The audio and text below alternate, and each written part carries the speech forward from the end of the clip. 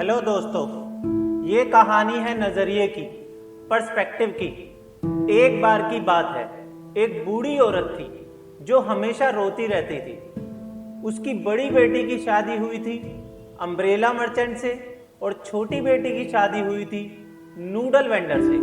जब तेज धूप हुआ करती थी तो उसे हमेशा चिंता रहती थी कि उसकी बड़ी बेटी के पति का काम कैसे चलेगा, उसके अम्ब्रेला कैसे बिकेंगे, कहीं उसको अपनी दुकान बंद ना करनी पड़े। और वो बूढ़ी औरत यही सोच सोच कर रोती रहती। और जब बारिश हुआ करती थी तो वो बूढ़ी औरत हमेशा ये सोचकर परेशान हुआ करती थी कि मेरी छोटी बेटी के पति का काम कैसे चलेगा, उसके नूडल्स कैसे ड्राई होंगे इस बारिश में। और वो हमेशा रोया करती थी क्योंकि उसके नूडल्स बिना सूरज की रोशनी के ड्राई नहीं हो सकते थे। और अगर नूडल्स नहीं बिकेंगे तो वो क्या करेगी, ये सोच सोच कर वो बूढ़ी औरत हमेशा रोया करती थी। चाहे बारिश आए या धूप निकले, वो हमेशा अपनी एक बेटी के लिए परेशान ही रहा करती थी। उसके पड़ोसी भी उसे नहीं समझ पा रहे थे और उसका मजाक उड़ाया करते थे। उसे क्राइंग लेडी कहा कर उसका मजाक उड़ाया करते थे। एक बार की बात है, एक साधु आए और वो सोचते रहते थे ये बूढ़ी औरत हमेशा क्यों रोती रहती है। उस औरत ने उस साधु को अपनी प्रॉब्लम के बारे में बताया। वो साधु उस बूढ़ी औरत की बात सुनकर स्माइल करने लगे और उस बूढ़ी औरत को कहने लगे, मैडम आप चिंता मत करो, मैं तुम्हें खुशी का रास्ता बताऊंगा, कैसे तुम हमेशा खुश रह सकती हो। अब तुम्हें परेशान होने की कोई जरूरत नहीं है।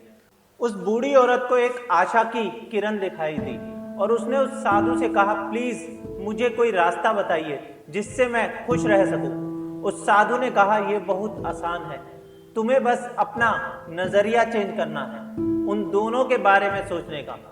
जब तेज धूप हो तो तुम्हें अपनी बड़ी बेटी के बारे में नहीं बल्कि अपनी छोटी बेटी के बारे में सोचो कि वो कितनी खुश होगी, उसका काम कितना अच्छा चल रहा होगा इस तेज धूप के कारण। और जब तेज बारिश हो तो तुम अपनी बड़ी बेटी के बारे में सोचना कि वो कितनी सुखी होगी इस बारिश में, उसके अम्ब्रेला कितने बिक रहे होंगे और वो बहुत तरक्की कर रही होगी।